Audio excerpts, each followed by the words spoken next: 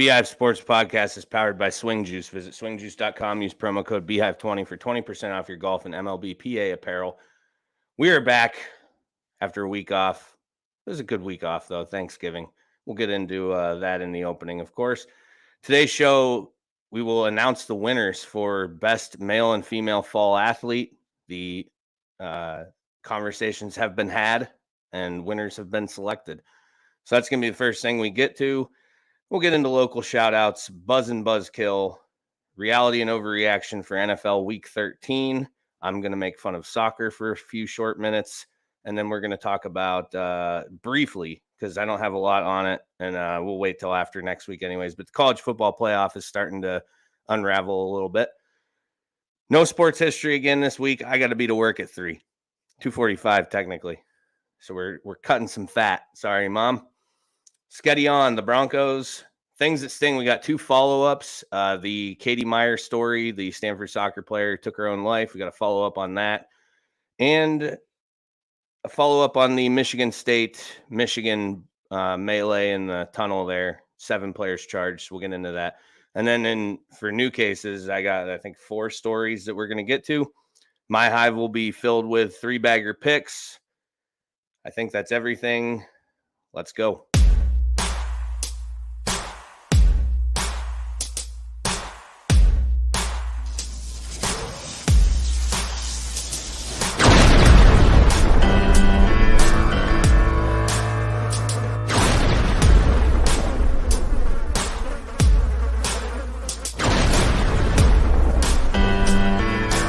Welcome to the Beehive Sports Podcast. Here are your hosts, Joe and Sketty.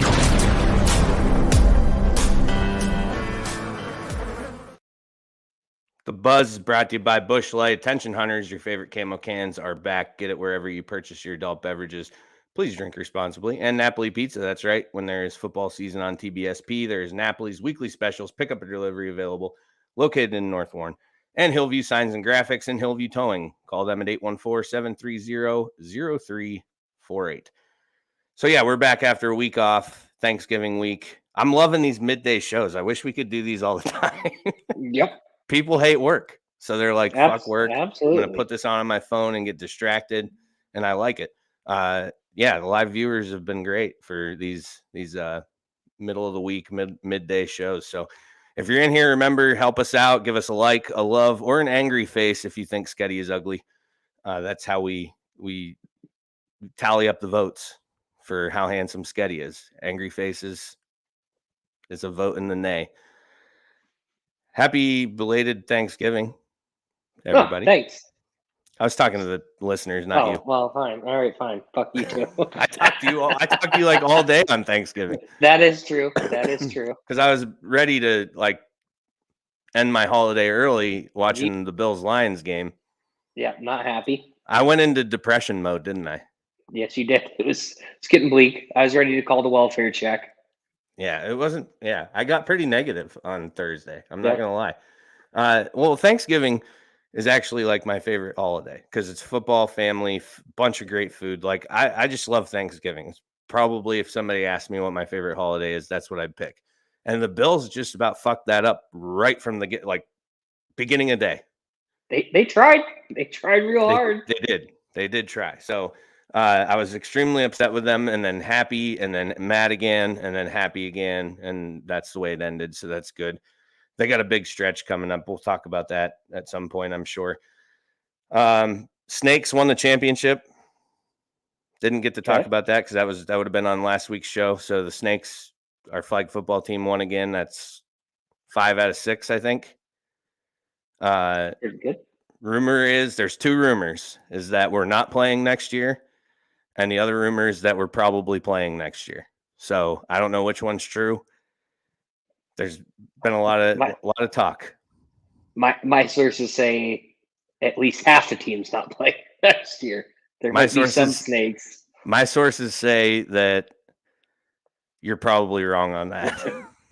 Okay. We might miss 1 or 2 guys, but we're likely playing next year. Okay. We get into some good games, and it makes everybody want to play again. The championship was a good game. Like, we were losing at halftime, 28-22. We got the ball, came out and scored, failed on the 2. And then we shut them down in the second half, changed up the defense just a tad, and that was that. They didn't score in the second half. We ended up, 52-28, something like that. Something like that, yeah. Yeah, so good times, but yeah, we'll see. It's a year-by-year basis. Trying to think if there's anything else before we get into announcing the winners. I don't think so. Do you have anything you want to add? How was your Thanksgiving? Did you do anything cool? Nope. Ate a shit ton of food and drank a shit ton of beer and watched a bunch of football. So, yeah, it's good. Yeah, it's what makes that day great, I suppose. So, all right, let's get into this. You ready? Yeah. So the debates have happened. It was via email. There's 5 people on the board. That includes Sketty and I. And we all kind of tossed around who we thought and why. Listened to points of other people. Some people changed their minds and went with another guy. Some people stayed the same. It was good. It was smooth. There wasn't a ton of arguing. I think that's the purpose of this anyways, is just a nice, clean, easy process. And the 5 of us came up with the winners. So we'll start with the female. First of all, I will remind everybody who the candidates were. This is the Peppermill Presents, the Beehive Sports Podcast, best fall male and female athlete for Warren County. Criteria. What was the criteria? Not a stat-based award. Not stat-based, yep. So it's not leadership. Right. And not to, like, if I was going to use an example of somebody who wasn't nominated, who wouldn't, I'm not going to say wouldn't be a fit, but Benji Bauer. Yep. 1 trillion rushing yards. It's not a stat-based award. So that we don't take that into account. It's somebody the coach can count on, a leader, somebody who has a good sense of humor. We want that because we like to laugh. What else was there? Did we say leadership? I said leadership, yeah. That was it. I think there's only 3 criteria. There's 2 or 3. I can't remember what it was. So anyways, the female nominees were Eliza Brooke from Warren, Lily Clow from Youngsville, and Ellie Eastman from Eisenhower. And the winner, oh, wait, hold on. I forgot I uploaded a new soundboard thing today. Ready? Yep.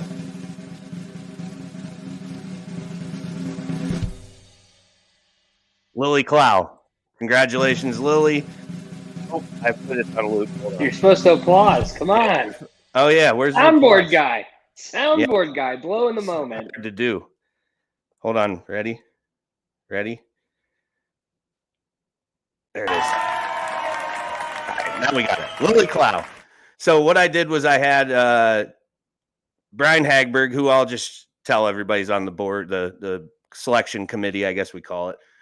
I had him do a couple write-ups for each of the winners. So I'm going to read Lily's now. Clow's most outstanding performance of the season may be what she does off the court as much as what she does on the court. Her dedicated approach and determination to succeed serves as an inspiration to teammates and classmates alike. That she's remained focused and determined in the face of adversity.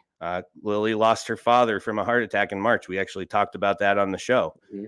And it speaks volumes about her character. Youngsville Athletic Director Clay Hayes told us Lily is someone her teammates always look to for a smile, and she has been a source of inspiration, putting others before herself. So congratulations, Lily. We're going to have a plaque for you, trying to get some T-shirts done up too.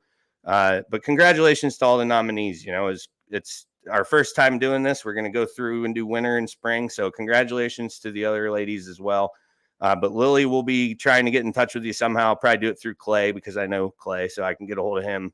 And we'll get you your plaque that Sketty has started the process of getting made. We'll be starting tomorrow. Busy week. Tomorrow morning. One job, Sketty. You had one job.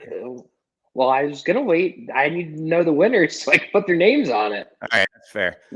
Okay, so now let's get to the best male athlete. So our nominees here were Will Nabinski, Logan McDonald, and Mike Venata. Will from Warren, Logan from Youngsville, Mike from Eisenhower. So hold on, got to get the. Let me make sure I don't screw this up this time. We got a drum roll. No.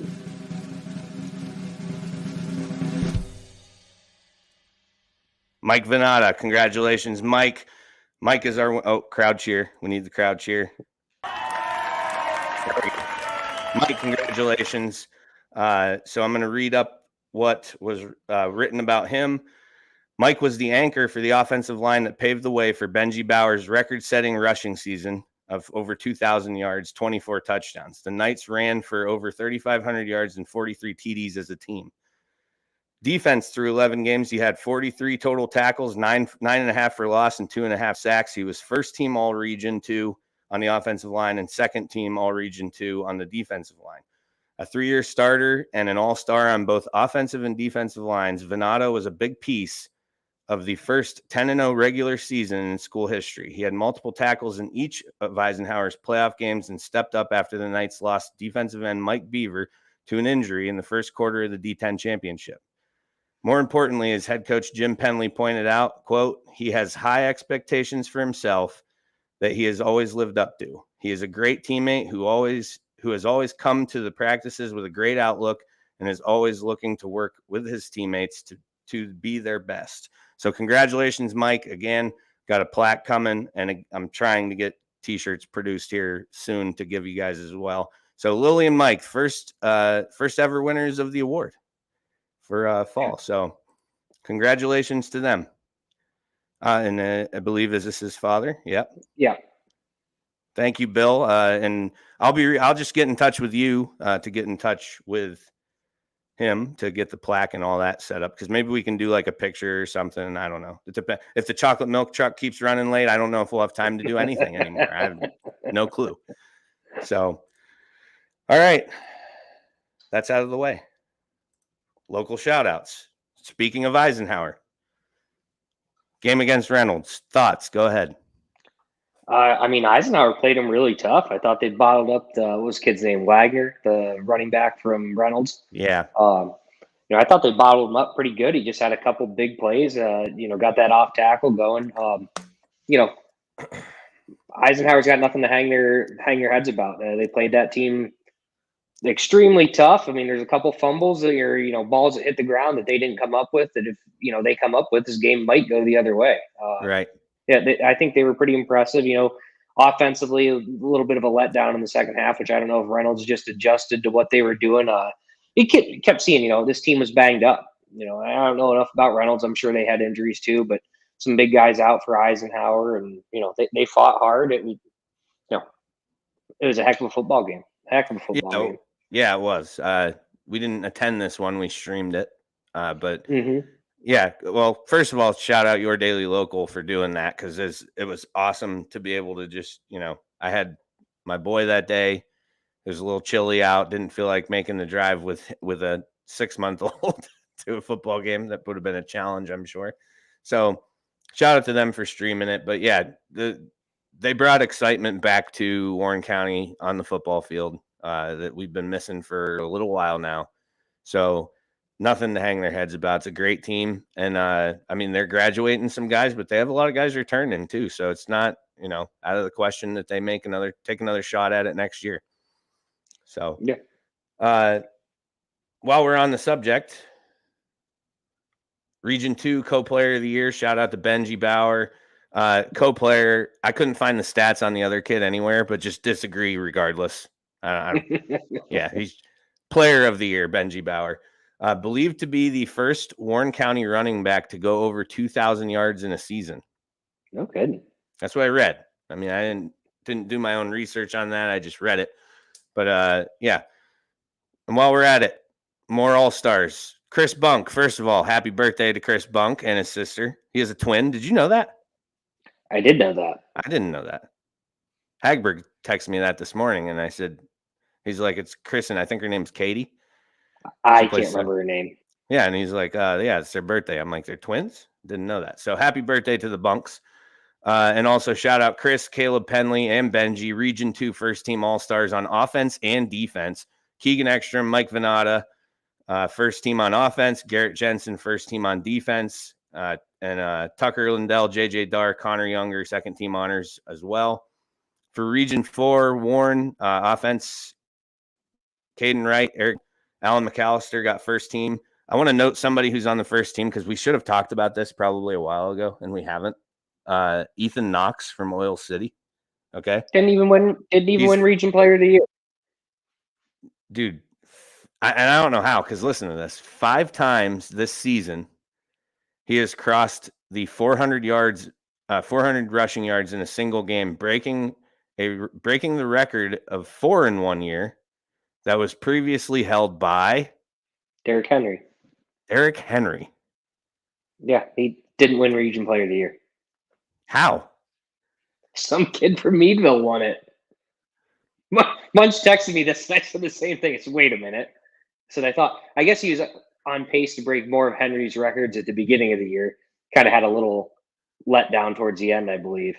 Okay. But I mean, still he averaged 12 yards a carry. If your high school numbers are in the ballpark of Derrick Henry's, though, you should probably win by default. Well, no, that's what it was. He averaged 9 yards a carry, and the kid that won it averaged 12 yards a carry. And I think the kid that won it had like 180 carries still. Like he had a hell of a season, had like 50 some touchdowns. It was stupid. The kid that won it did have a stupid season. But yeah, it was. You feel bad for the kid. Next year he'll be a senior. He'll win it. I'm sure. Yeah, that's. Oh, he's a junior? Yeah, he's a junior. Yes. Nice. Yeah. Okay. Yep. All right. So, anyways, carrying on. Defense for Warren, Nick Panucci got some all-star honors. Ethan Sens, touchdown Tommy got second team honors. And 3 players. Shifting gears. Hold on. My notes are messy. More all-stars, but different sport. We're talking volleyball now. 3 players from the District 10 Class A runner-up Warren were honored. Kylie Fellman, Summer Lux. And they both each earned first-team selections, while Lindsay Madigan earned second-team honors. Eisenhower's Raina Holtman was Class 1A second-team selection. So that's more all-stars across the board. But that was the only ones I could find as far as anything. There's Owen Blum and Braddock DeMore. I just saw earlier today were named. Yeah, for both of them were, I believe, first-team all-star. Okay. Or first-team all-region, whatever they call it. Shout out to them as well. Last shout-out. So we have confirmed Morgan Lichenberger, Sheffield grad, was just hired full-time with the Minnesota Twins organization as an athletic trainer. She'll be at a rehab facility down in Florida working. So when, the pros get hurt, they come back down for rehab. She's working with them. She just was with I believe the Dodgers. Is that what it was? I can't remember. I think it was the Dodgers. But anyways, confirmed she will be coming on the show. But I said we're going to wait until we get closer to spring, because that'd be a good intro into some baseball interview. So we got Morgan lined up at least. But shout out to her. That's cool. Working in, the bigs. So good for her. All right. We have one comment I want to get to here. I believe there was a guy, Joe Kabaki, in the late 50s that went over 2,000 yard mark. He played at Purdue and with the Bills. And he was from Warren, I'm assuming, or Warren, one of the Warren County schools. I've never heard that name before myself. I don't recognize it. No. We can look it up, or we can get who would know is probably Hagberg. He might. Yep. So, all right, buzzing and buzzkill. Sketty, what are you buzzing on this week? I'm buzzing about the hot new hire that Conowanga Valley Country Club made. Absolutely stoked to have Gary McCullough come be our new pro. It's the best thing that's happened to the club in fucking my lifetime that I can think of. I'm just super excited for golf season. That's my golf shirt today. I'm just ready. I love Gary. I bought basically all my clubs from Gary for I don't know how many years now. He's always treated me fair. I'm just super excited for him to be there and the opportunity for the club to capitalize on this. I mean, it's going to be awesome. I'm pumped. Yeah, I still haven't made a decision. This made it harder, though, because I was definitely heading to Blueberry this year. Yep. And now, I don't know. So I have a lot to think about, but I do love that, too. I'm happy for Gary and for the club for that reason. My buzz is just, Thanksgiving week. It was great. I love Thanksgiving week. Lots of football on, lots of sports on, food, family, good stuff. One more thing I wanted to add to. Another thing I'm buzzing on. Blake Corum, Michigan running back. Stop me if you've ever heard any of news stories similar to this one. but Blake Corum used his NIL money to purchase 300 turkeys for families needing help on Thanksgiving. That's the first I've ever heard anything like. Have you ever heard anything like that? I've never heard. I'm sure it happens. Like pro guys, but not like a college kid with an NIL, getting that. Yeah, but I mean, you've never heard a college kid do it because they've only had NIL for like 2 years. But still, yeah, that's still 2 years. Yeah, no, good for him. No, good for him. Yeah, no, I think that's a badass move by Blake Corum. Yeah. So I became a fan of him when I read that. What's killing your buzz? What's killing my buzz? The 49ers not being able to stay healthy. The best running back on the roster goes down with an opposite knee MCL again this week. Elijah Mitchell done for 6 to 8 weeks. It's like just when you think this team is going to start making it over the hump, we're getting ready to go. Playoff time's coming. Just another shot in the foot. Dead. Just hate it. It's just every year. Just sick of it. Just sick of it. It does seem to happen to them frequently. Every year. All right, what's killing my buzz? This was an easy one. The Washington Commanders. They disciplined players for drinking on a team plane after a win over the Eagles because the NFL bans drinking on team planes, which is stupid anyways. Did you see what Tyler Heineke had in his hand? No. Busch Light, good for him. Yes. Tyler Heineke slugging Busch Light. There's a photo of it that surfaced, and bam, they're all in trouble. Not by the league, but by Rivera. So I don't know what it was. They ran a few laps at practice or donated some money. I don't know what they ended up punishing them with. But nobody who drinks Busch Light should ever be disciplined, ever. No. And I disagree with Rivera and the NFL. You know who they should have disciplined? Whoever the fuck came up with that Sean Taylor statue. Correct. Statue. Yes. Statue. I'm glad you brought that up because that's not anywhere in my notes, and I meant to put it in there. How ridiculous is that? Fuck Dan Snyder. Fuck the Commanders. Just burn Washington down right to the ground. Who needs a team? What city do we know of that needs a team? St. Louis, they looking to get back in the game? Let's fucking move them out of there. Just get rid of it. Just ban the whole franchise. That's embarrassing. That is make embarrassing. A statue. A mannequin. I don't even think it's a mannequin. It looks like some wire around a jersey. It just and I read this, didn't confirm, but read this and saw zoomed in photos.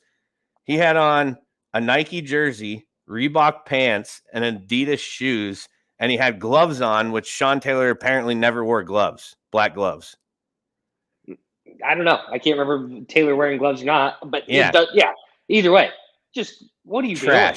Yeah. What are you doing? Like, don't make a big deal of it if that's what you're going to do. So stupid. All right. That moves us into one of my new favorite segments where I get to ask Sketty questions. We'll turn down this volume just a tad.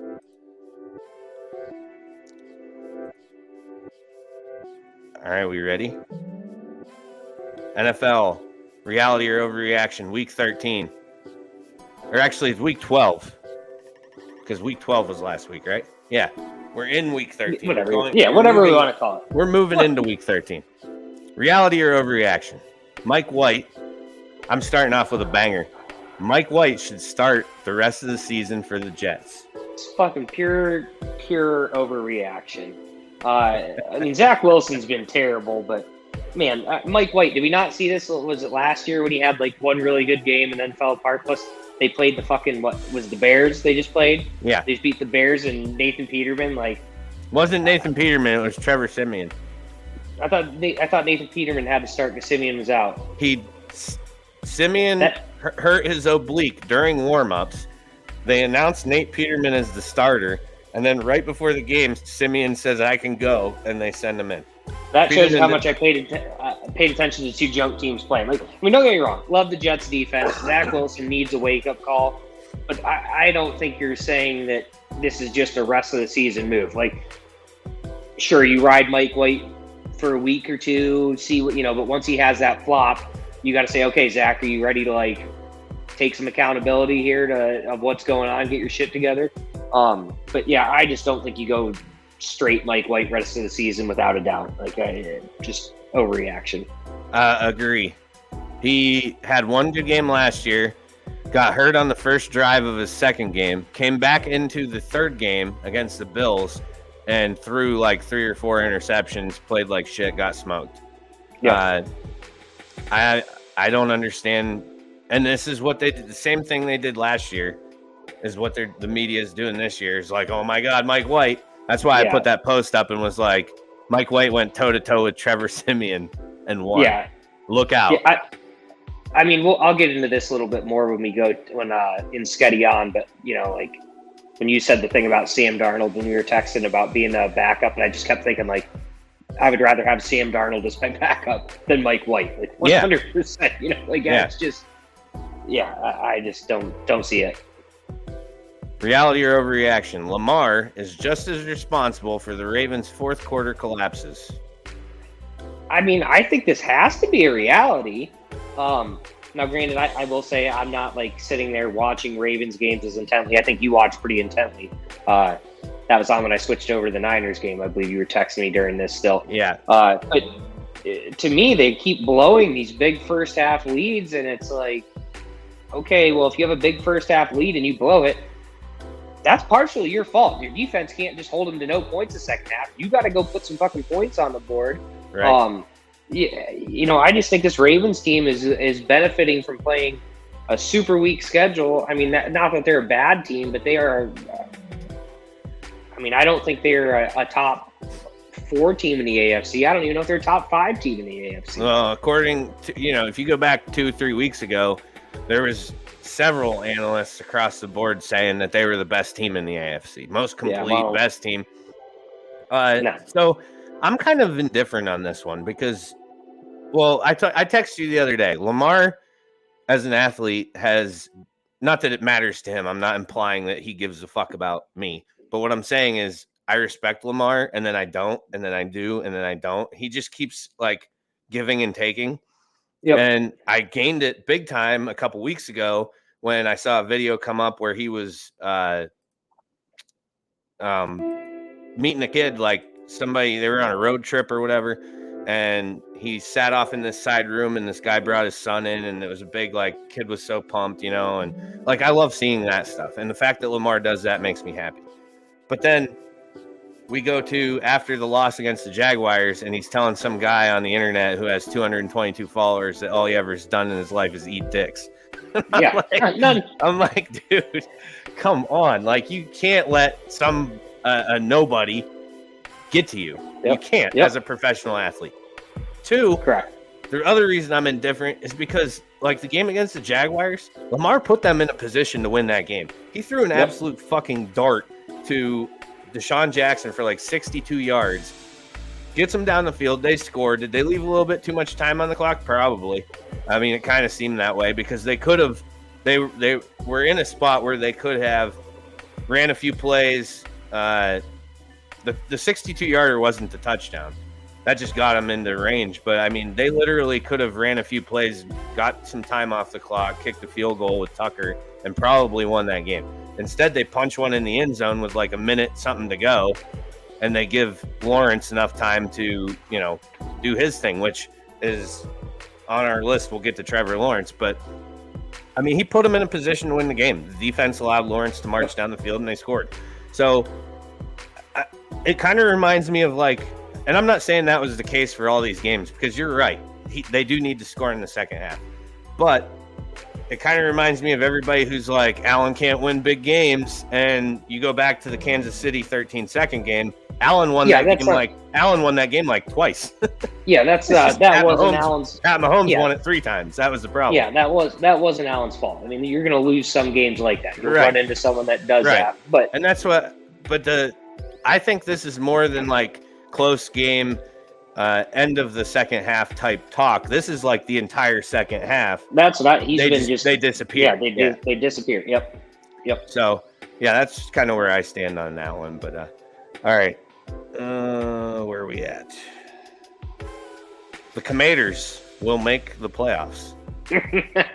I can one up you on this one. I'm going to go with reality, and to one up you, the whole NFC East is going to make the playoffs. And they're going to have a grand total of 0 wins in the entirety of the playoffs. It's going to be fucking awesome. That's the bold prediction.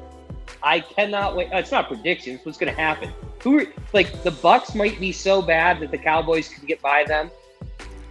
Might be so bad. I don't know even for sure that could happen. The Giants ain't scaring anybody, and the Commanders aren't scaring anybody. Like it's no problem. No problem. They're all going to make it. None of them are going to win a game. I'm gonna let you have that one. I just want to watch it unfold because I kind of think you might be right on both counts, on that they all make it and that they have 0 wins. Well, I'm watching that. Is there a possibility that they get lined up against each other though? No. Well, I mean, unless the Eagles collapse majorly, the Eagles have the 1 seed. So it's going to be possible that all 3 of them get in as wild cards, and then all 3 of them get beat by the 49ers. Wouldn't one of the wild cards possibly play the division winner? Oh, no, Eagles. Well, because the Eagles will be the 1. You get correct. The Okay. Yeah. You're right. This is going to be the rare situation that this is going to happen. That'd be cool. I firmly believe it. I really firmly believe that's what's going to happen. All right, you're going to love this one. You ready? Yep. The Rams are the most disappointing defending Super Bowl champs ever. You know, I can't answer this. I would say it's probably close to reality because I would need to see, the list of Super Bowl hangovers that we've seen happen. But right. God, if they ain't the worst, they got to be pretty freaking close. They got to be pretty. I'd say they're top 5. They're top 5 anyway. They are bad. I bet McVay and Donald wish they had gone like they talked about. Oh, for sure, absolutely, 100%. Yeah, they are not good. No. Reality or overreaction? Jordan Love should start the rest of the season for the Packers. It's just overreaction. I'm although maybe there is a little bit of reality to this because I think that, I don't want to say Rodgers is done, but it might be time to just say, screw it. It'll never happen it will be overreaction. I had to talk myself through that one. They're paying Aaron Rodgers way too much money. They're paying Aaron Rodgers way too much money to sit on the bench. Unless he is hurt and can't go, Aaron Rodgers is going to start. But I do think that Jordan Love, maybe it's time to sit down with Aaron Rodgers and say, look, buddy, you just going to retire after this year? Because if you are, we're out of the playoff hunt now. Were they 8 losses, 3-8 right now? Something like that. You're just if you're going to do it, now's the time to do it because you're not fighting for anything. The other kind of plot twist to throw into this is that Jordan Love has 5th-year option stuff happening at the end of the season. So do you want that time to see what he can do? Because he didn't look bad against the Eagles. No, he didn't. I mean, again, it's just a money situation. What are you going to do with Aaron Rodgers then?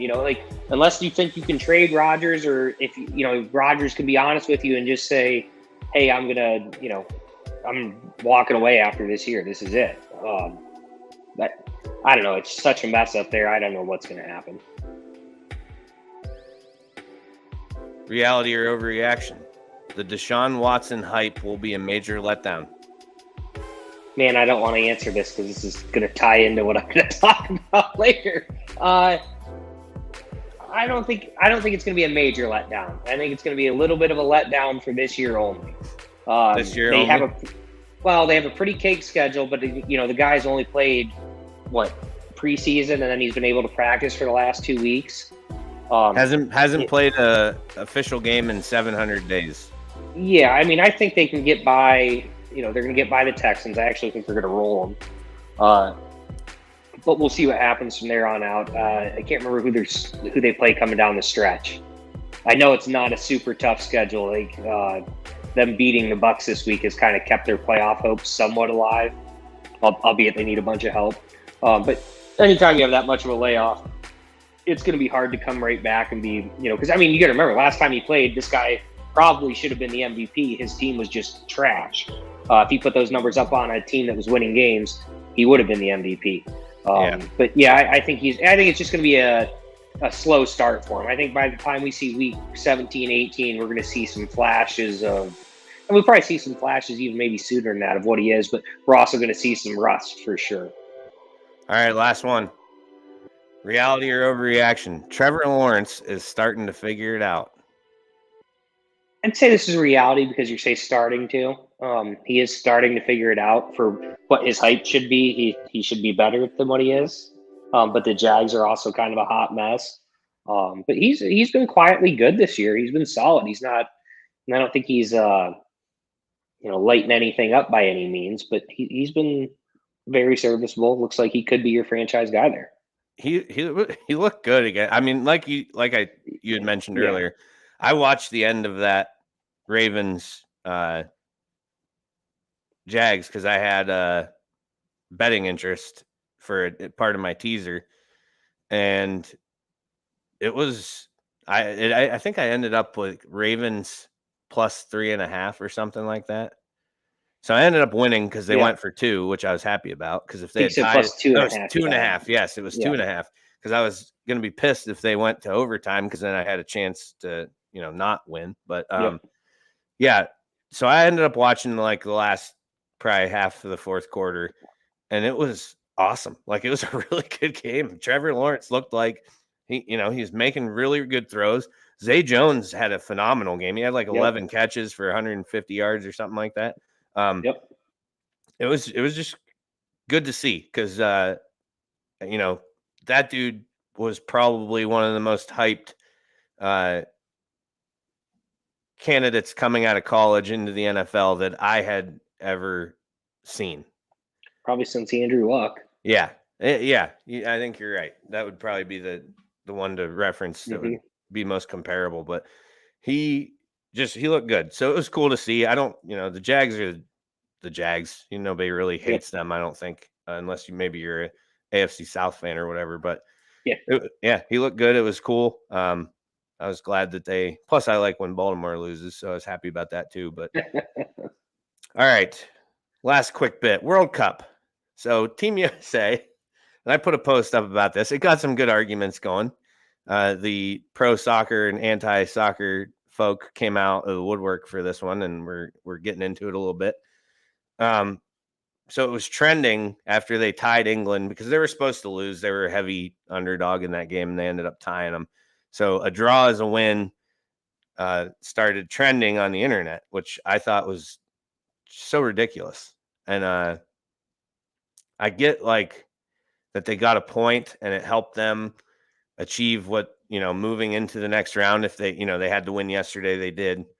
But why can't they just have shootouts? Why can't they do something to fix this? Well, I mean, it's just, I think, and again, I'm not a big soccer guy, but I'm guessing the World Cup is just kind of been around for so long. They're not going to do, they're not going to change that up too much. I actually don't even know what happens. If you get to the final and it's a tie, I wouldn't assume it's a shootout. I'm guessing it's kind of a sudden death, I would think. And they just play until nobody can run anymore. I honestly have that's how little I know about the World Cup. I honestly couldn't tell you what. I don't know either. To the gold medal or whatever the hell, the championship game, and it's a tie. I literally don't know what the tie break is. But yeah, you go a little hard on the draws a win thing, where I get what you were saying, but also, like you said, it's like golf, anything. Your tournament, hockey, a tie is worth a point or half a point, wherever the case may be. Sometimes that's all you're looking for. Just don't lose. You can win by not losing. Kind of like what was it? Was it the Raiders and Chargers last year? They just had to play to a tie. Week 18, just play to a tie, and they couldn't do it. But the point is, if you're talking regular season hockey, sure. When it comes playoff time, there's no more ties. Well, but again, this is kind of it's goofy because the World Cup, you're basically still qualifying at this point. You got to move into the next round, but it's just, I don't know. I see what you're saying. It's not a win. It's still a tie. Yeah, well, I mean, it's still a tie. It's better than a loss, but it's not a win. Yeah, well, but I mean, guess Saturday for you. Say you're playing your last match, and all you have to do is take what I can't remember what matches are worth 10 points. Right. So all you need is 5. So in your case, hell, you might only need 3 points to get in. So you can get beat 7-3. Right, but I'm not final. You're gonna be we lost the match, but it was a win because we got what we needed to do to get to the final. But that's still based off of me having beat enough people that it put me in a position that I can afford to tie. Yeah, well, I mean, I get what you're saying. I understand where you're going. I had to win a bunch. Times where like if you're gonna lose, again, I'm going specific to golf. Like for this one, like England's a team that you should probably lose to. You draw, you're saying, okay, we're chalking that one up as a win because we didn't give up both points, or we didn't score 0 points at whatever you match. I don't know what the hell you call soccer match, not a game. Match. Just send all that shit back to Europe or South America, wherever the hell it comes from. Just leave us with our good regular football. Wait, then we don't have to worry about it. Donovan McNabb's the only one who'd be confused about draws. All right. Last thing, like I said, just going to mention college football playoff rankings 1 through 4. Georgia, Michigan, TCU, and USC. I was listening today. They don't believe it's going to end that way because a lot of people were thinking Utah is going to beat USC again, which they already did once this year. I think they did because it sounded like they said, yeah, I think they did. But anyways, I know when Ohio State and Alabama first two. Yes, first two in if someone Alabama, goes down. Or Ohio State's down to 5, and I think Alabama is 6. That's what I thought I had. So we'll keep an eye on it for when the final, Final Four are announced. Then we'll really get into it a little bit, but I just wanted to throw that out there so that we knew where we're at. Anything else for the buzz? Nope. Okay. Again, no sports history, so we're going to do 2 quick commercial breaks, and then we'll jump right into Sketty On, right? Is that what's coming up? Yep. All right. The buzz is brought to you by Busch Light. Attention hunters, your favorite camo cans are back. Get it wherever you purchase your adult beverages. Please drink responsibly. And Napoli Pizza. That's right. When there's football season on TBSP, there's Napoli's weekly specials, pickup or delivery available, located in North Warren. Take a couple-minute break. We'll be right back. Whenever you crack open a Busch Light, the mountain starts singing. Busch. It's cold and it's smooth and it's waiting for you. What is going on? Hit it, Giant Kenny G.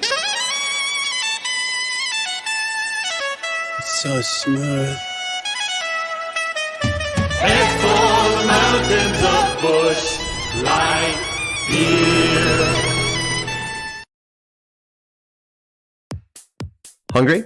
Watching the game? Order some Napoli's Pizza, voted the best pizza in the Times Observer Reader's Choice every year. Homemade, hand-tossed, delicious hot pizza, stromboli, salads, subs, and so much more. Located in North Warren, come on in or call 814-723-7455 and ask about our specials. Pickup or delivery available 7 days a week, 11 a.m. to 10 p.m. Again, that's 814-723-7455. Hi, this is Brian Hagberg, and I wanted to take a moment and tell you about our new website, yourdailylocal.com. Your Daily Local is your new home for news, sports, and events in Warren County and beyond. Our goal is to cover the people, places, events, and happenings that matter to you in a variety of ways, including writing, video, and audio. And the best part? All of our content is available for free. Head to yourdailylocal.com to get the news you need when you need it. Hey there, everyone. This is Phil with JP Photography. I know. A photography ad on a sports show? I get it. You're here for sports talk and listening to Joe and Sketty's insane rambling. Wait, what? But bear with me for a few. I just want to tell you that JP Photography not only offers wedding photography, but also does events, engagements, headshots, family photos, and even some product photography. Be sure to check us out on Facebook and Instagram. Just search for JP Photography or go directly to our website at johnphilphotography.com. That's JONPHIL photography.com. He's absolute trash.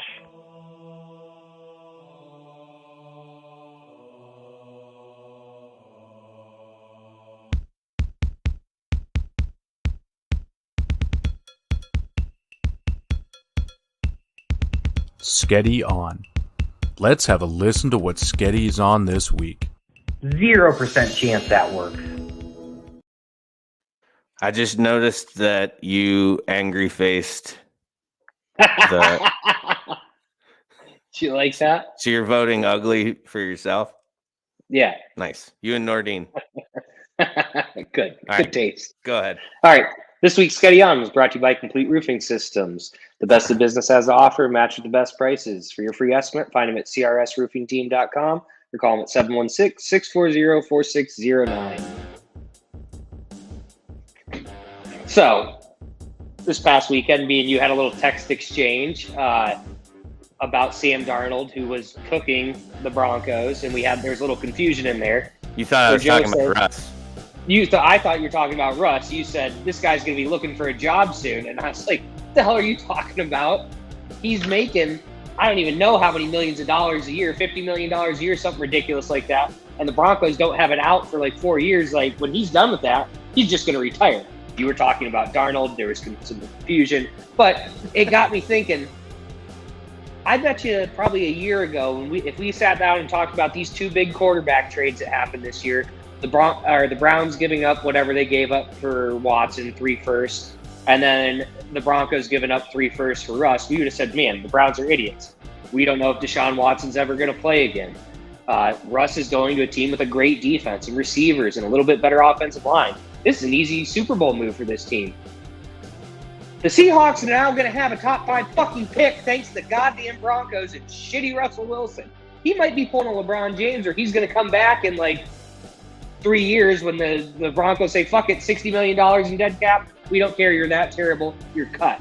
I think it's totally possible Deshaun Watson might win more games for the Browns this year than Russell Wilson does for the Broncos. And it's going to be like 6 games played versus whatever. Russ, I think, missed 1 game, 16 games. It's absolutely terrible. This is going to go down more than likely as one of the worst trades in the history of time. I just don't see this team. Now, maybe they get it together. Again, they're going to have 2 to 3 years with them to figure it out because they literally cannot afford to cut the guy. I think he's $100 million in dead cap next year, $80 million the year after that. I think in like 2026, they finally have an out. It just goes to show you that you can't always just trade everything away. You can't be the Rams. You can't just sell the farm and say, we're going to go win a Super Bowl, because it's not always going to pan out. And this is a move that's probably going to set the Broncos back, I don't even know how many years, 4 or 5 years, with a team that if the guy scores 18 points in regulation, and they would be 9-2 at this point. It's insane. If he scored 18 points a game in regulation, 18 points in every single game, they would be 9-2. Be 9-2. Just 18 is all they need in regulation. You sent me that, and I was like, "Holy shit, that's crazy." I looked it up because I was like, "There's no way that can be accurate." And then their only losses would be to the Raiders and the Panthers. Sam Darnold and Derek Carr would be their 2 losses. I think the Raiders beat them twice, maybe now. Yeah, the Raiders beat them twice, but that was an overtime game. And then there was one other game where 18 points in regulation, they would have won the game in regulation and not lost in overtime. It's just insanely bad. Insanely bad. Yeah. I'm anxious to see who has more wins race between Deshaun and I think it's actually going to be a race. I think it might too. I don't understand what happened to him. Like, he went from, I mean, he was in the elite quarterback conversation last season, and for many seasons, dating back to, whenever. But I talked to Munch about this, and he said, man, I don't know. He said, I think Russ has kind of fallen off a little bit. I said, yeah, he has fallen off a little bit, but he's still good enough that with what they had in Seattle, they should have been competitive. I thought this was, one of those things kind of like Baker, where, hey, you just change the scenery and maybe something's going to improve. And obviously that hasn't happened at all. I mean, he looks worse in Denver. It makes no sense. 100% he looks worse. And that's with a better offensive line. He looked better when he was running for his life in Seattle. Yeah. It makes no sense. I just don't think, like, it always appears to me like everybody on the Broncos just hates him. Yeah. Well, you see the guy that was yelling at him, was it this past week? Yeah. The defender, like, just screaming at him, like, which, that's a possibility too. If you don't gel with the locker room, these guys might be saying, hey, fuck it. It's something we always pick on Jimmy Garoppolo. He's not a good quarterback, but I can tell you when that dude's on the field, everybody's playing their balls off to get him a win. Right. What was the hot stat that came up last week? He was like 10-2 when he doesn't throw a touchdown. Like he's just, guys want to play for him. Russ, it just looks like it's a complete opposite. Like, I don't know if they just think, man, this guy's a fucking dork. Like, I don't get it, but yeah, he is. It looks bad in Denver. I feel bad for. I don't know any Broncos fans off the top of my head, but I feel bad for Denver fans everywhere because your franchise is in big trouble. It's going to take them a while to recover all those draft picks. Correct, and it's gonna piss me off because watching the Seahawks Seattle's get good, going they're just gonna have an extra top 10 pick every year because thanks Denver. I said it could be a LeBron move where he's just gonna go back in like 3 years. He lets him, Denver eats the money, lets him load up, and then heads right back. Yeah, goes back at like 35, wins a couple Super Bowls. I can see it happening. Yeah. All right, wrap her up. This week's Sketty On was brought to you by Complete Roofing Systems. The best the business has to offer, matched with the best prices. For a free estimate, find them at crsroofingteam.com or call them at 716-640-4609. We're going to take a break. We'll be back with the things that sting. Jones Pest Control, your hometown pest control company servicing residential and commercial properties in Warren and surrounding areas since 2015. Sean and his crew will work tirelessly to keep your home or business free of insects to rodents and everything in between. Contact Jones Pest Control at 814-230-9548 and set up an appointment today. And remember, ants, spiders, bees, or mice, don't think twice. Call Jones Pest Control, 814-230-9548. Checkout means sales and services with 2 locations on Warren's East Side. Their garage at 800 Lexington Avenue not only services cars sold by Means, but has knowledgeable staff and modern state-of-the-art equipment waiting to serve their hometown of Warren. Whatever you need, including alignments, tires, brakes, yearly or enhanced PA inspections, oil changes, and much more. Make your appointment today at 814-723-7191, extension 2.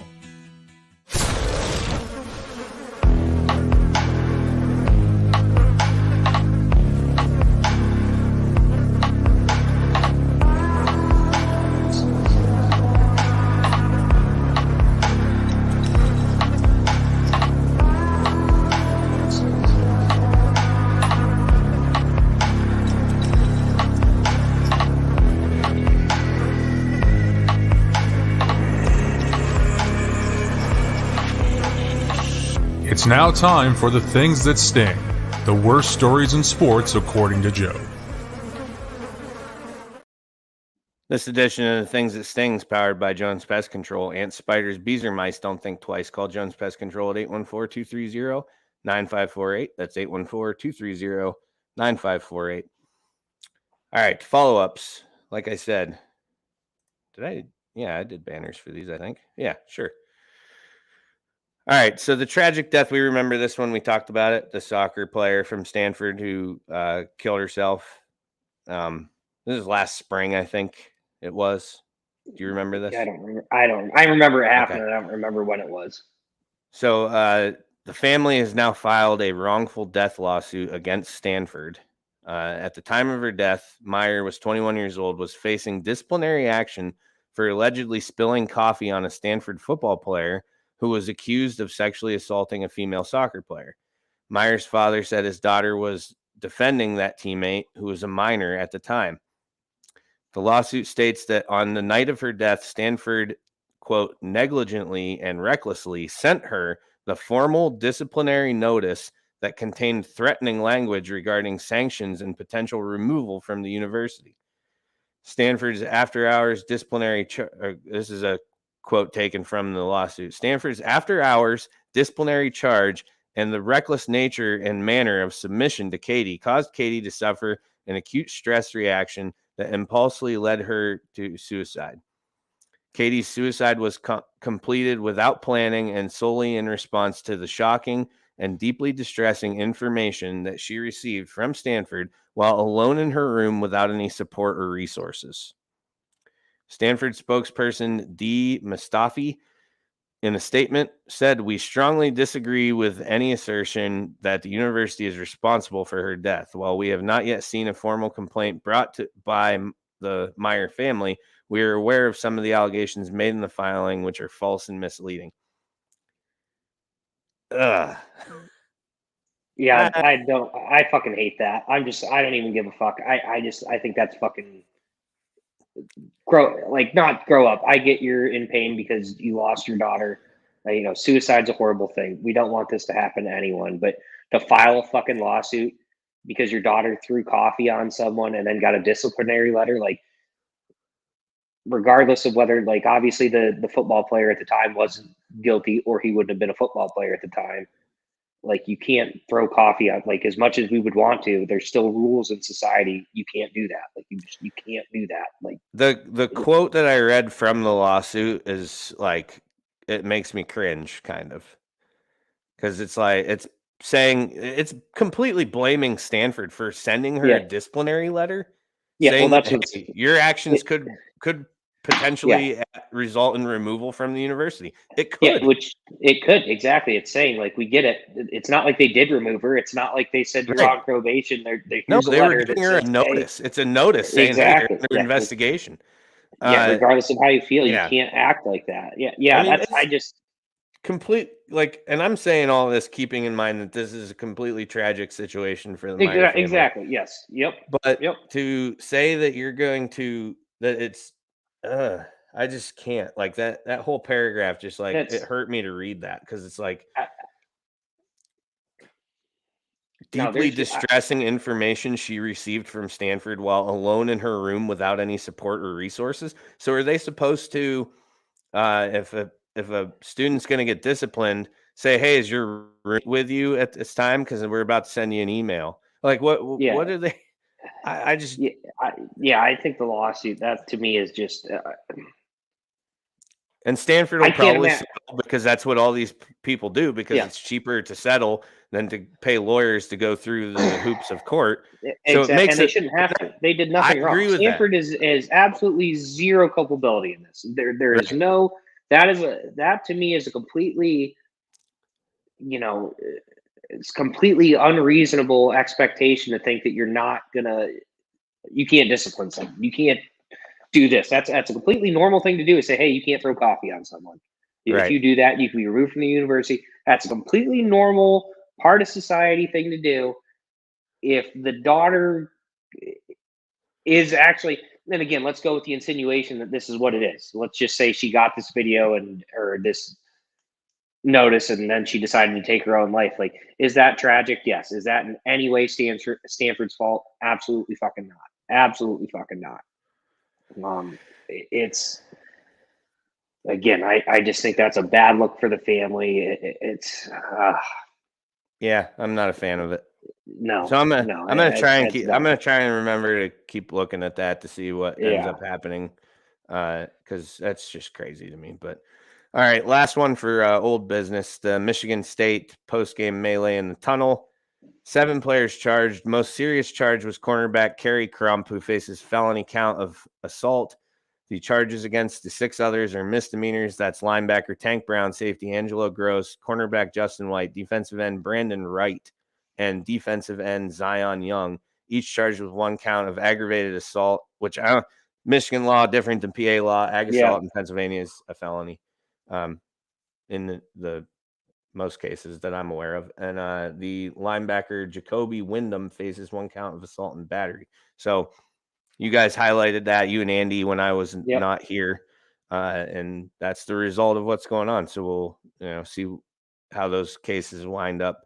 Real quick, because we're about to get to new cases, but there's one in the comments that Andy just sent in, and I just looked it up. So Chris Letang's out indefinitely after having a stroke. I haven't opened anything. Oh, it's the 2nd stroke of his career.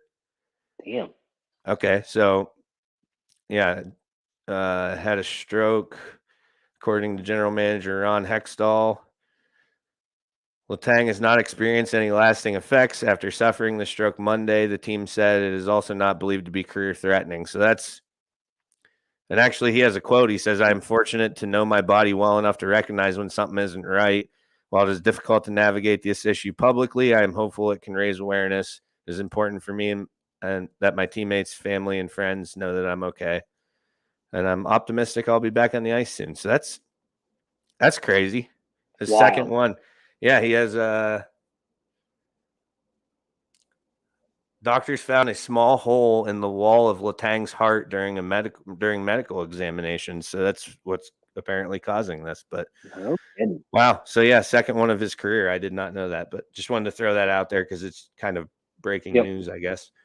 All right. Todd Downing, Titans offensive coordinator. This is prior to this past weekend's game. This is after the win in Green Bay. He's charged with driving under the influence and speeding by Tennessee Highway Patrol 2.5 hours after the team plane landed after the win at Green Bay. So plane landed 2.5 hours later. It's 4:36 a.m. He's being booked, posted bond at 6:46 a.m. According to Vrabel, he'll remain with the team through the process until they, have a conclusion of what's going on with the case. Sure sounds like somebody else was not following the NFL no booze on the plane. Yeah, unless he got off the plane and just started hammering beers. I don't know. Yeah, it does kind of sound that way, though, doesn't it? Yeah, one would reason. Yeah. All right.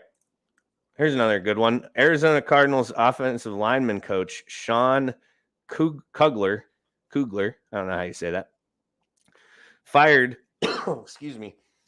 after he allegedly groped a female member of the hotel's security team in Mexico City. It happened Sunday night. He was sent home before the Monday night game against the Niners. When NFL teams travel to Mexico City, they're normally told to stay in and around the team hotel out of safety concerns. Cardinals sources say they were encouraged to do the same while being able to walk among groups out and about. So, well, let me finish this and then I'll get to one point. Cliff Kingsbury on Hard Knocks. They showed a video of him after this yelling at the team saying, make sure moving forward, nobody has to stand in front of the media and answer any questions about dumb shit off the field. So, first, guy's an idiot, clearly. Yep. Excuse me. Second, when NFL teams travel to Mexico City, they're normally told to stay in and around the team hotel out of safety concerns. And they're trying to put a team there. I'm happy that you said this because that was my exact thought. You're telling me that you're sending me, that's like, I can't imagine your job sending you and being like, hey, by the way, we basically have to give you a security team. Don't leave the hotel we're sending you to. Right. This is clearly not fucking safe. Those guys aren't getting paid any more money to go down there. I wouldn't assume anyway. Maybe they do. But, no. Why are we sending I don't get it. Why are we sending people? Are we forgetting that people are claiming asylum? All these illegal asylees are coming over the border every fucking day to get the hell out of that place. And it's like, let's just go down there and play a football game. Why, NFL? Why? For what reason? It could, I could see that if they get an NFL team down there, which I don't think they ever will, but let's just say they do. You could see like a Brittany Griner situation, but rather like hostage style rather than if Tom Brady goes missing. He's held by a cartel someplace. Like, what the fuck are we doing? Until they drain their bank accounts and they'll let them out, Yeah. What the fuck? Yeah, it's pretty dumb. But all right, moving on. Former NC State football player. I'm gonna butcher this. Joseph Belletapelli. Yeah, I think that's right. Belletapelli. Okay. Former NC State football player arrested for misdemeanor stalking and communicating threats to current NC State Wolfpack head coach Dave Duran. He also was charged with resisting arrest after he pulled away from officers attempting to handcuff him. Investigators said that he was seen on several occasions near Duran's place of work and had sent numerous text messages threatening him and other staff members. One text reading, "I'm going to get him, I promise." So, okay. Yeah, it must not have been a great college experience for Joseph because he hates his coach, old coach. So what the hell is wrong with people? I wish I knew. All right, you ready for the greatest one of all? Okay. The Raiders have filed a trademark to call Las Vegas Win City. I don't know who looks at that, like who approves the trademarks. Yeah, but can't you just be like, no, absolutely not.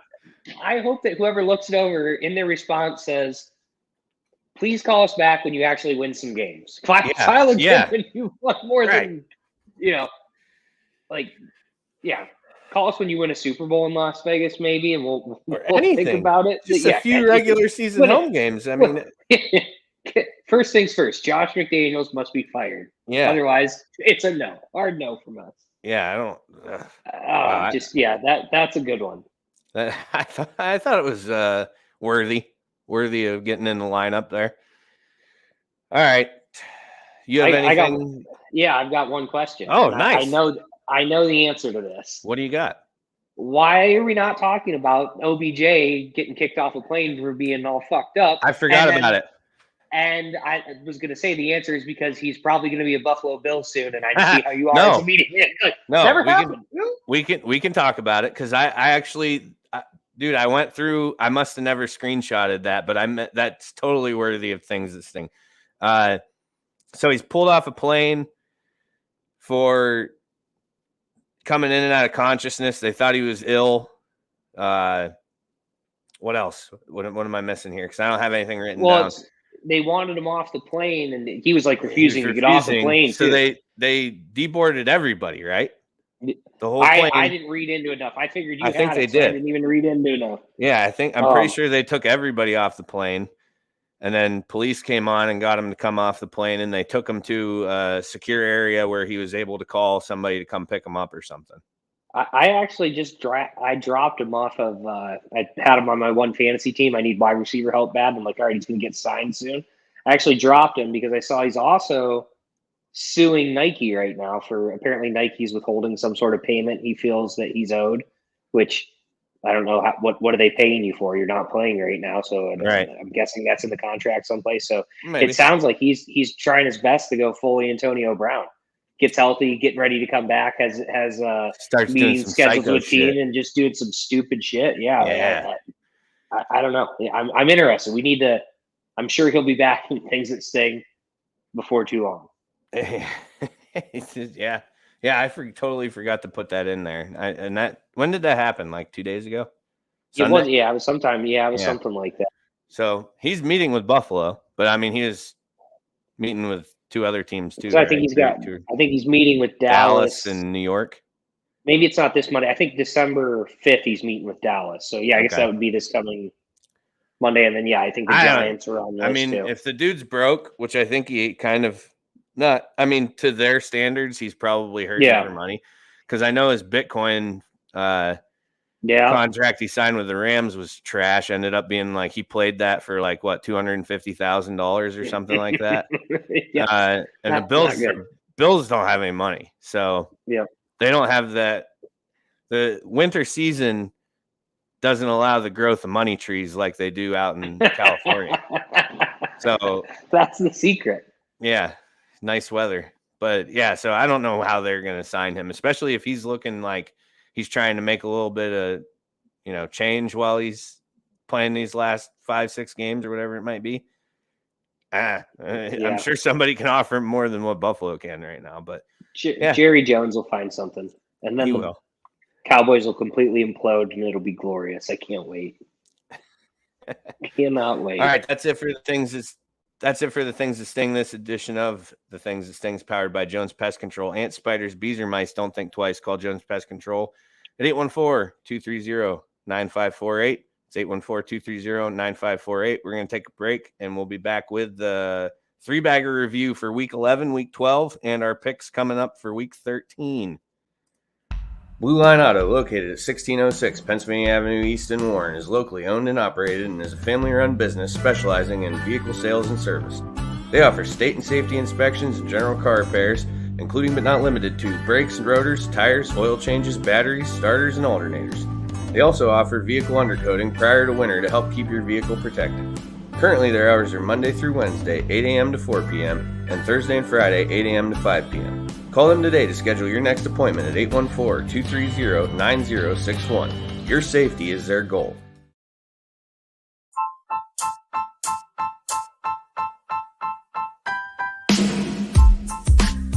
Hi, this is Ryan Klein, the host of the new pop culture podcast, Me, Myself, and Ryan. You can find me on Spotify, iTunes, Apple Podcasts, Google Podcasts, and several other platforms. Special guests, breakaway shows, bonus episodes, cold beers, and a whole lot more. So what are you guys and gals waiting for? Subscribe now to the Me, Myself, and Rye podcast on Spotify or wherever it is that you get your shows and start listening today.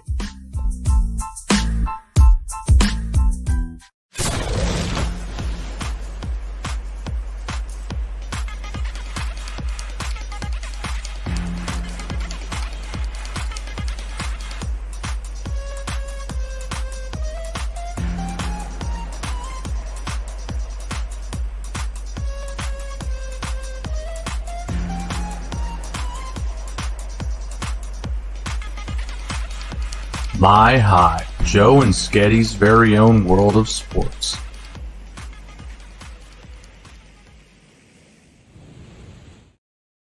My Hive is presented by Blue Line Auto. For all your automotive needs, call Blue Line Auto at 814-230-9061 or stop in at 1606 Pennsylvania Avenue East in Warren. You yawning?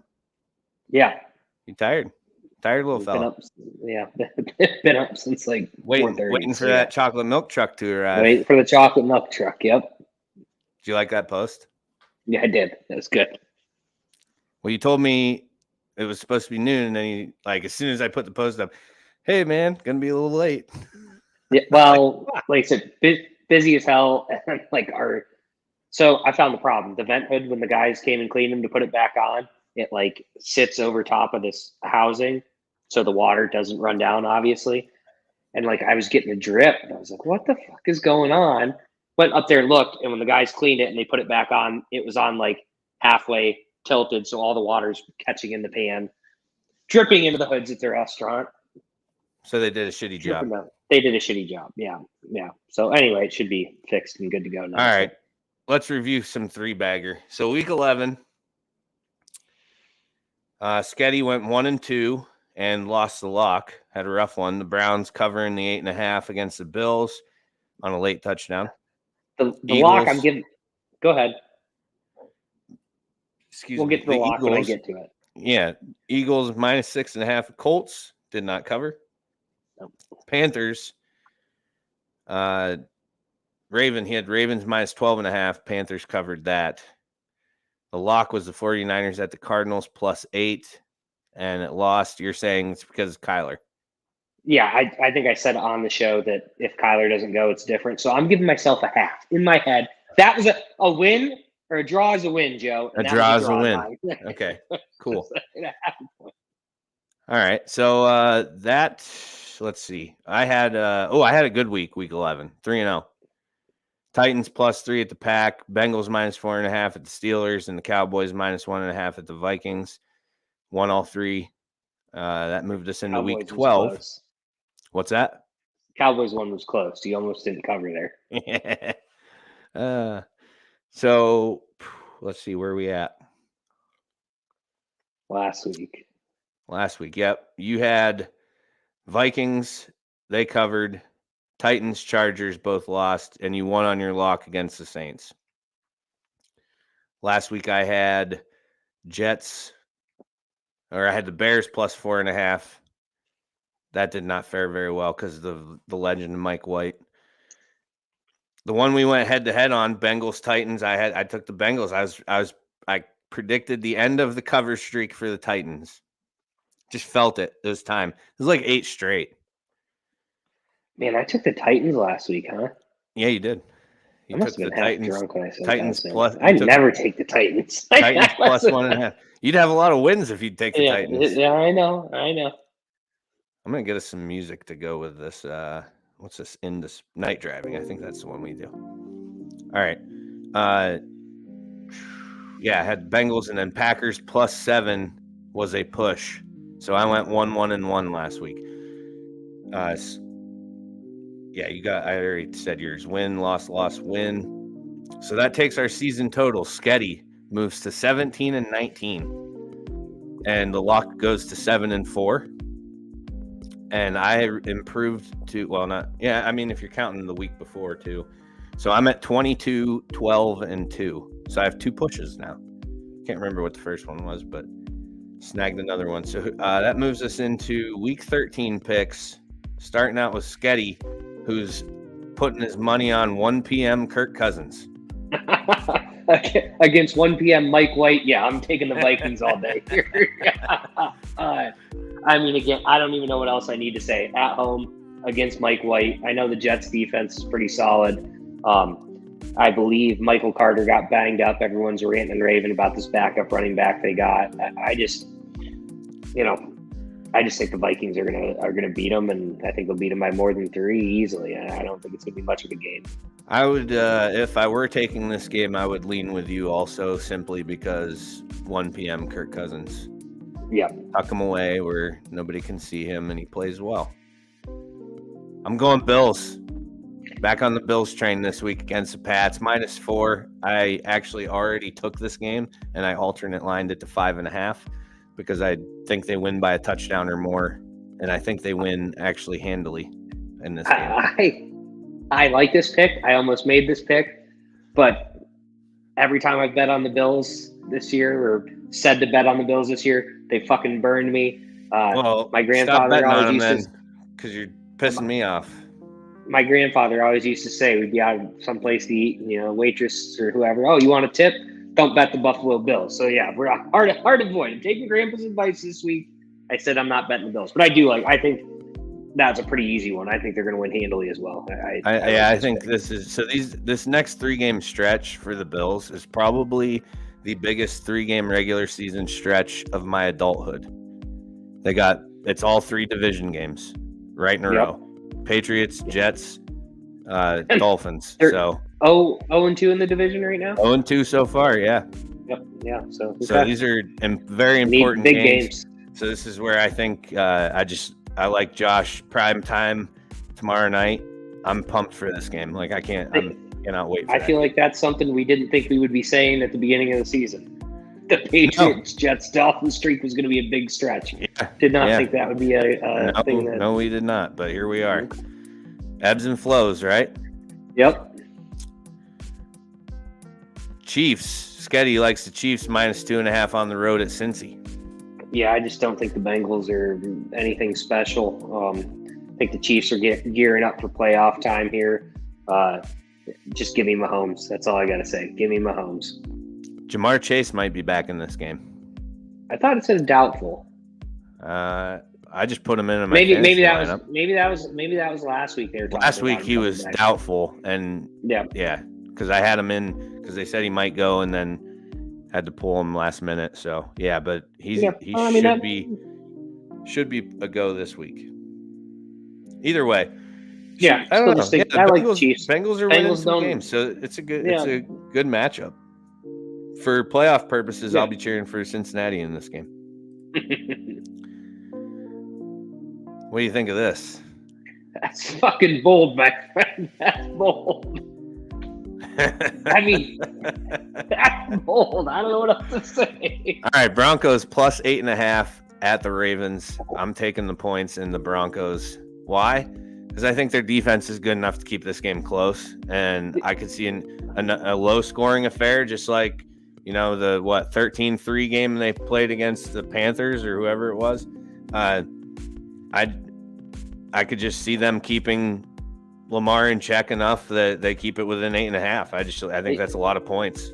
They just got to hold Lamar to under 27. That's it. Yeah, that's it. Hold him under 27. Yeah, and I just the second half collapsing. I could see even a late touchdown in this game, getting it close enough to where they do cover that spread. It could be late, but I don't know. Yeah. I like this to be a close game. Broncos defense is good. Ravens struggle in the second half. Russ sucks, but hey. Yeah, it's a lot of points. Yeah, it is. I think it's fine. Ed says good pick. I don't know if he's kidding or not. I don't know which pick he's talking about. Probably that one. But I like that one. So that's where I'm going. Broncos +8.5. Sketty's got the Saints +3.5 at the Bucks. Yeah, the Bucks just lost the fucking Browns. The Saints defense is pretty tough. Offense isn't really there, but I don't think the Bucks run away with this game by any means. I think the Saints, even if they don't win, they're going to cover that.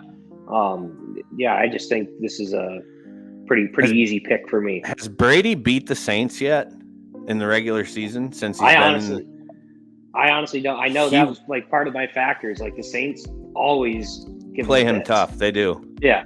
So yeah, I kind of like that one myself. If nothing else, that could definitely be part of my weekly teaser that I do, which I should start posting those because I do pretty well. I've hit my last probably 5 or 6 teasers on Sundays. I only do one, usually 4 teams, 6 to 6.5 points. I check what it does to the odds. It's crazy though, because sometimes that half a point can cost you like $25-$30. Yep. It's fucking bullshit. Wow. Yep. Yeah. But maybe I don't know. Maybe I won't post them because I just keep those ones to myself. But I've been doing really well with those. All right. So you thought my last pick was shocking. Oh, jeez. There's some crazy lines this week. I can't wait. I saved the best for last, okay? Texans +7 hosting Cleveland. Yeah. Let me explain a few things. This is probably what I would consider the Texans Super Bowl this year. This is it. But is it? It absolutely is. That place is going to be packed. They are going to be loud, and they are going to give Deshaun the business the entire game. And we're talking about a stadium. So you're saying that? So the fans. This is the fan Super Bowl. Oh, I think the team too. I mean, they know what this game means. But how many of those guys were around? Like, if you were around, I can get it. Some of them were around and were playing while Deshaun was sitting out willingly. I mean, okay, I get that. Okay, I can get that. Now, on top of that, we have a quarterback coming to start his first game after not playing for 700 days. Yep. 700 days is a long time to not see game speed. And if you want to count preseason as game speed, I think you're nuts. You don't count it as game speed. I don't either. They're meaningless, stupid games. I like the Texans here. They'll probably lose, but I think it could be a 24-20 type game. Yeah. I mean, I just think it's bold because the Texans are so bad. I mean, they are bad. Well, I tell the guys every week, Stefanski is the worst coach in the NFL. He's an absolute fucking idiot. So he could end up winning me this bet. Correct. Yeah. Because if I was him, I'd be saying, okay, Deshaun, we're looking for you to throw maybe 20 times this game. You do a practice, a lot of this. Turn to the left and hand off. Turn to the right, hand off. That's all this guy should be doing. Hand it to Nick Chubb. Get the ball out of the road. I believe that. I believe that. Doesn't mean it's going to happen. They're going to face some third downs where Deshaun's going to have to make a play, and I just don't think he's going to be able to do that as regularly to this Sunday as he will, down the road once he gets more acclimated to playing again. But I don't know. It was announced that 10 of the victims are attending the game with attorney Tony Busby. All of them were asked to come to the suite. Several of them declined. And the statement being made is that we're still here. So he knows that. He knows those girls are going to be there. It's just a lot. That's a lot for him to take in. First game back. Why are they going? I don't know. That whole thing. They were invited to the suite, or the lawyer bought a suite out? Lawyer got a suite. I think the lawyer got a suite. I guess I kind of get with the whole we're still here. But oh, God, that to me is just a fucking bad look. I don't like that. I don't love it either. And I'm not surprised that several of the, victims in that turned down the invitation to go because they probably don't want to see him. And aren't they all supposed to be most of them are trying to stay anonymous, right? Or have there been ones that are stepping forward? Well, I don't think just Jane Doe one or victim one. I'm not sure that. I'm not sure about, but I don't think they're going to have a camera in there or anything. You don't think the NFL is going to put that suite on broadcast someplace? If they know where it is, they might try, or maybe I don't know. We'll have to watch. We'll have to watch and see. Yeah, it seems messy. It does seem messy. I agree with that, but I do want to watch that game because I want to see. Yeah. Oh, for sure. Yep. So, all right. We got one more. Santa's not done. Sketty's lock of the week. Dolphins plus 3.5 at the Niners. I hate it. You really hate this. Do you actually hate it, or do you hate it because you need them to lose to the Bills? That's 100% why. Okay, Dolphins with points is a pretty fucking solid bet. Dolphins with points? Yeah, their offense. Yeah, come on. That's what I'm thinking. Yeah. Look, San Francisco hasn't allowed. I think I said what was the Bills' hot streak at the beginning of the year where they were so good the second half? 7 points in the second half through 6 games. Yeah, the Niners haven't allowed a point in the second half for 4 weeks. I think it is. It's last month. Well, I fully expect that streak. They keep that streak. No, keep it going. I would do not bet on that. Do not bet on that. The Niners have one weakness on defense, and it's their cornerbacks. That they can get beat. A good receiver can expose them. Now you're telling me that Tyreek Hill and Jalen Waddle are coming to the Bay Area. I just think a couple weeks ago when Mitchell was healthy and CMC was healthy, I'd say, hey, at least the Niners could shoot this game out a little bit. Their defense is much better than the Dolphins' defense. Offense, about the same, I would say. Now with Mitchell out, CMC with a knee thing, I just really think that this is. I think the Dolphins are not going to cover. I think the Dolphins might just win this thing outright. I do not think this is going to be a pretty game for San Francisco fans, especially if their offense plays like they did last week against the Saints. They've got no. It won't be. It'll be a 20-point game. That would suck because I think that's the last good team they play too, besides Buffalo. Yeah.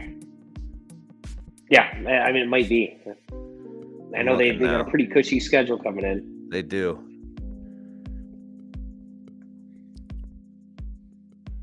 Well, yeah. I mean, Niners, Chargers, Bills. I guess that's a pretty tough stretch. Yeah.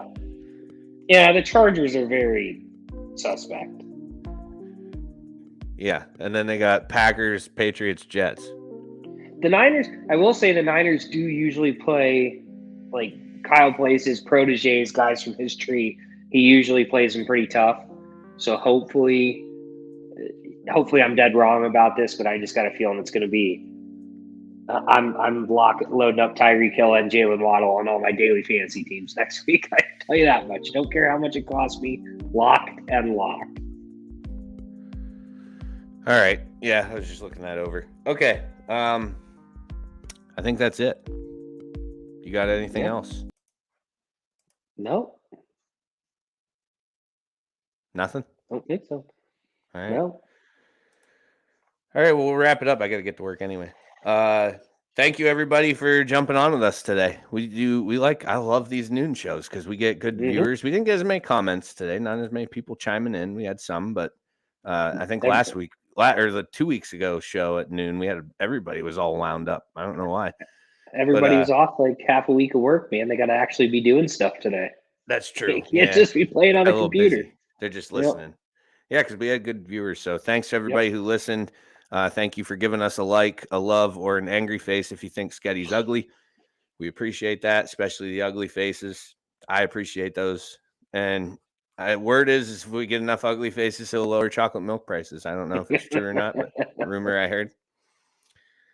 Thank the sponsors: Swing Juice, Busch Light, Napoli's, Your Daily Local, JP Photography, Mean Sales and Service, Jones Pest Control, and Me, Myself, and Ride Podcast, Blue Line Auto, and Complete Roofing Systems. That'll be it till next week. I don't know when we're doing next week's show yet. I think I'm on afternoon, so it might be another daytime. Actually, I think that'd be probably the last one unless we want to keep doing them when we can. But yeah, we'll get the post out there and let everybody know. But thanks for tuning in. Audio will be uploaded here shortly, and you'll be able to download that wherever you listen to your podcasts. Thanks for listening. Until next week, take care.